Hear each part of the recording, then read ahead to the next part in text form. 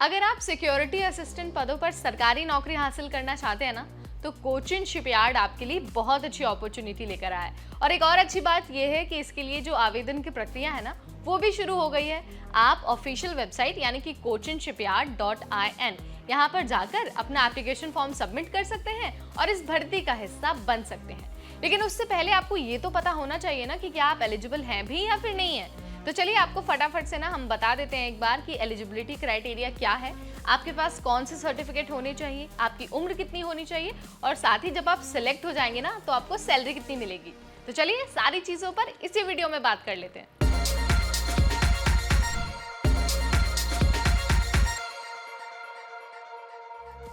Hi everybody, सरकारी नौकरी वाले सेगमेंट में मैं नेहा उपाध्याय आप सबका बहुत स्वागत करती हूँ। देखिए एनबीटी टेकेड हर दिन हर रोज आपके लिए सरकारी नौकरी से जुड़ा एक अपडेट लेकर आता है और उसी अपडेट में आज कोचिन शिपयार्ड भी शामिल हो गया है। सिक्योरिटी असिस्टेंट पदों पर जो एप्लीकेशन का प्रोसेस है वो शुरू हो गया है। ऑफिशियल वेबसाइट पर जाकर आप 11 जून तक अप्लाई कर सकते हैं। ठीक है, अब आपको ये बता देते हैं कि आपके पास कौन सी एलिजिबिलिटी क्राइटेरिया का होना बहुत जरूरी है, अदरवाइज आप अप्लाई नहीं कर पाएंगे। अगर आप सिक्योरिटी असिस्टेंट पदों पर अप्लाई करना चाहते हैं ना, तो सबसे पहले तो आपके पास 10th पास का सर्टिफिकेट होना चाहिए विद 50% मार्क्स। इसके अलावा आपके पास फायर फाइटर का जो डिप्लोमा है ना, वो होना भी बहुत जरूरी है। अगर आपको यहाँ पर कुछ समझ नहीं आया या फिर थोड़ा सा भी आपको कंफ्यूजन लग रहा है ना, तो आप डिटेल नोटिफिकेशन पढ़ सकते हैं जो आपको ऑफिशियल वेबसाइट पर मिल जाएगा। इसके अलावा कैंडिडेट के पास ना पर्याप्त एक्सपीरियंस होना भी उतना ही जरूरी है। अगेन कितना एक्सपीरियंस होना जरूरी है ये आपको नोटिफिकेशन में मिल जाएगा। ठीक है, अब आपको ने ये बता देते हैं कि जो उम्र सीमा है वो क्या होनी चाहिए, यानी कि आपकी मिनिमम और मैक्सिमम एज कितनी होनी चाहिए while filling the application form. तो जो भी कैंडिडेट फॉर्म भर रहे हैं सिक्योरिटी असिस्टेंट पदों पर भर्ती के लिए, उनकी उम्र 30 साल से ज्यादा नहीं होनी चाहिए और 18 साल से कम नहीं होनी चाहिए। अगर आपकी एज इससे कम या फिर इससे ज्यादा होती है ना, तो आप अप्लाई नहीं कर पाएंगे।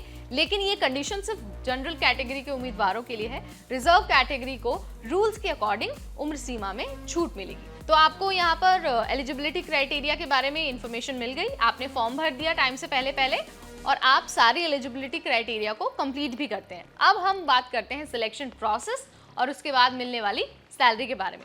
तो देखिए, अगर इस भर्ती का आपको हिस्सा बनना है ना, तो आपको 2 चरणों से होकर गुजरना होगा, यानी कि 2 एग्जाम्स देने होंगे।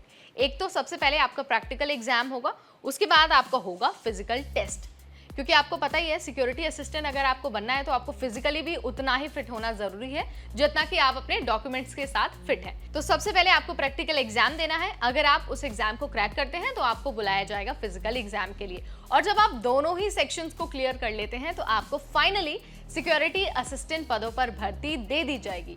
आपको इस बात का ध्यान रखना है कि ये जो भर्ती है ना, वो कॉन्ट्रैक्ट बेसिस पर होगी और 3 सालों के लिए आपको सिलेक्ट किया जाएगा। तो पहले साल में आपको 23,300 रुपए सैलरी मिलेगी, दूसरे साल में 24,000 रुपए सैलरी मिलेगी और जो तीसरा साल है उसमें 24,800 रुपए आपकी सैलरी होने वाली है।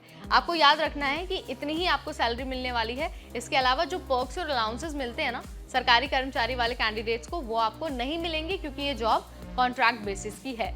अगर आप इसके लिए अप्लाई करना चाहते हैं ना, तो आप नोटिफिकेशन में सारी डिटेल चेक कर सकते हैं और फिर भी अगर आपको कोई कंफ्यूजन लगती है तो आप हमें कमेंट के जरिए भी बता सकते हैं।